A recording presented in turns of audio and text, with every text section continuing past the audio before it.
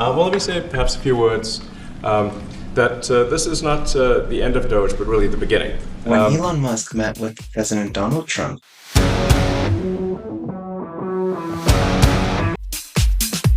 the world was watching. But behind the scenes, the conversation revealed something far more important: waste, reform, and a radical new way of understanding America's finances. We're talking about IRS overhauls, billion-dollar savings, and tough trade talks with China, all through the lens of business logic. From Elon Musk's $10 trillion proposal to exposing millions in unused software contracts, this video breaks down 10 revealing moments from that interaction at the White House and what they mean for the economy, policy, and your financial future. Stick around, because one quote in particular could reshape where your money flows next. What happens when your trust in a major institution starts to falter?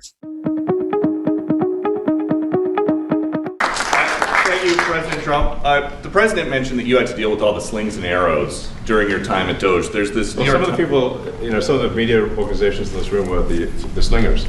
Well, so there is a New York Times report today that accuses you of blurring the line between. Is the New York Times, is that the same publication that got a Pulitzer Prize for false reporting on the Russiagate?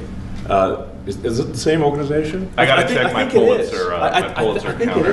It is. I think the judge just ruled against the New York Times for their lies about the Russiagate hoax, and that they might have to give back that Pulitzer Prize. That New York Times, let's move on. Despite the media criticism, the underlying issue here is economic trust. When major institutions, whether media or government, lose credibility, it affects how people interpret economic data, policy announcements, and financial risks. Markets rely on credible information. When trust erodes, investor behavior can swing on misinformation. This introduces volatility and mispricing, especially in politically sensitive areas like defense, energy, and trade. So when public trust is strained, how do leaders make the case for new trade policies and economic enforcement?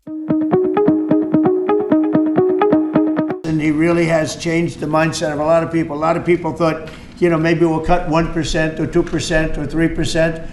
Then they said, wow, we can cut a lot more than that.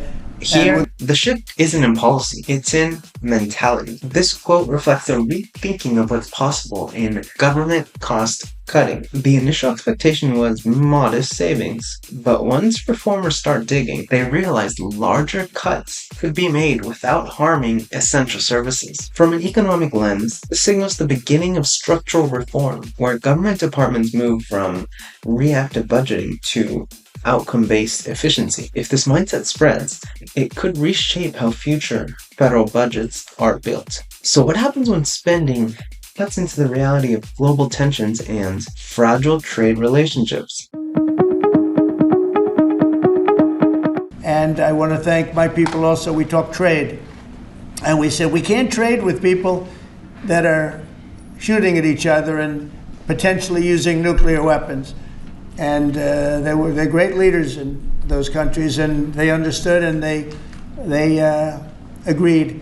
This is a clear instance of geopolitics influencing investment strategy. Cutting ties with conflict-prone regions may reduce short-term economic risk, but it often means reshuffling supply chains and taking on higher domestic costs. From a macroeconomic point of view, this is risk isolation, prioritizing stability over low-cost imports. While that can drive up prices in the short run, it may encourage investment in more secure domestic alternatives.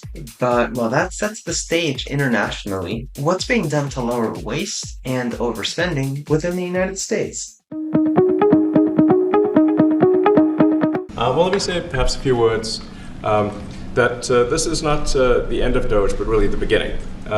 My time as a special government employee necessarily had to end. It was a limited time thing. It's 134 days, I believe, which ends in a few days. The Doge team will only grow stronger over time. The Doge influence will only grow stronger. I'd liken it to sort of Buddhism. It's like a way of life. So it is permeating throughout the government. And I'm confident that over time we'll see $1 trillion of savings and a reduction in $1 trillion of waste and fraud reduction. The calculations of the Doge team thus far in terms of an FY25 to FY26 delta are over 160 billion, and that's climbing. We expect that number will probably go over 200 billion soon. This quote outlines a bold claim, saving $1 trillion through government reform. The message is economic. Change isn't just about budgets, it's about culture. If these calculations are accurate, even partial success could dramatically reduce federal deficits and improve spending efficiency. The mention of a $160 billion savings between fiscal years is particularly striking. It suggests the effect is already underway and quantifiable. But even ambitious plans like these rely on public confidence. DOGE has also fully modernized the federal retirement process and continues to work very hard on the IRS modernization, but we're taking that over with DOGE. Many of the DOGE people, Elon, are staying behind too, so they're not leaving. This comment points to a shift in how core federal services are being managed, such as the retirement process or even the IRS. In economic terms, modernizing institutions like these is essential for improving administrative efficiency and reducing operational costs. If successful, this could lead to more accurate tax collection, fewer delays in retirement services, and lower long-term overhead. But what happens when this mindset of reform spreads beyond systems into the heart of how spending decisions are made?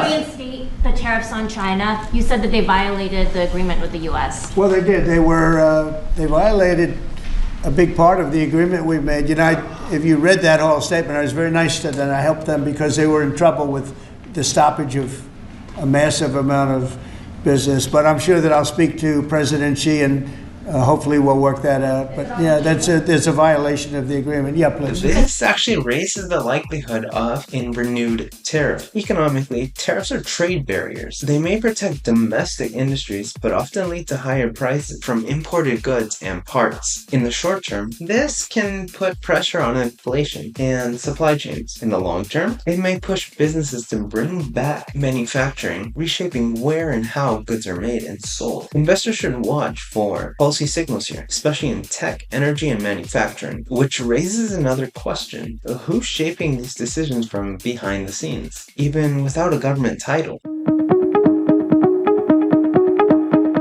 Mr. Musk, a question for Elon. Yeah, please.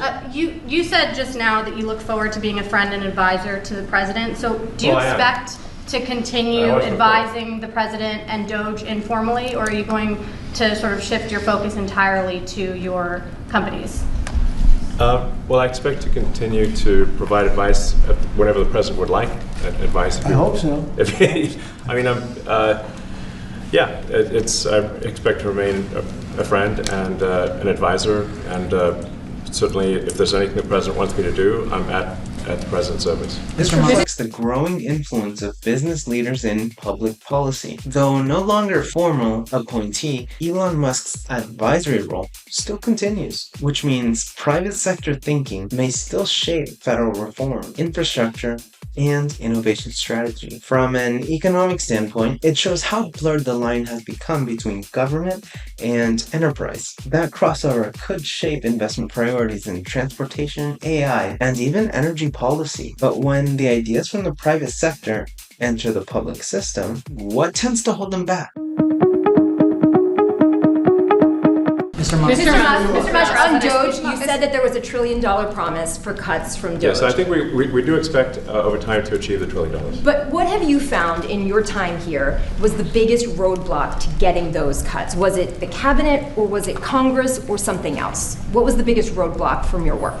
This is an important insight. Musk isn't blaming individuals, but rather structure. Economists would call this systemic friction. Bureaucracy and fragmented authority often slow reforms, no matter how logical or beneficial they might be. This suggests that real savings will come if there's long-term strategical change, not just leadership changes. Watch for policy proposals aimed at simplifying government decision-making processes. So what does that work actually look like in practice? It's mostly just a lot of hard work. It's really not any one person or Congress. It's going through really millions of line items and saying just each one of them makes sense or does not make sense. Obviously, at times when you cut expenses, those who are receiving the money, whether they're receiving that money legitimately or not, they do complain. And you're not going to hear someone confessing that they received money inappropriately. Never. They're going to always say that they received money appropriately for an important cause. Naturally, that's what you'd expect. This is a candid description of the difficulty behind spending cuts. Every dollar has defenders, even if the purpose of that dollar isn't clear anymore. That's a classic case of incentive misalignment. Reducing waste means confronting legacy programs and entrenched interests.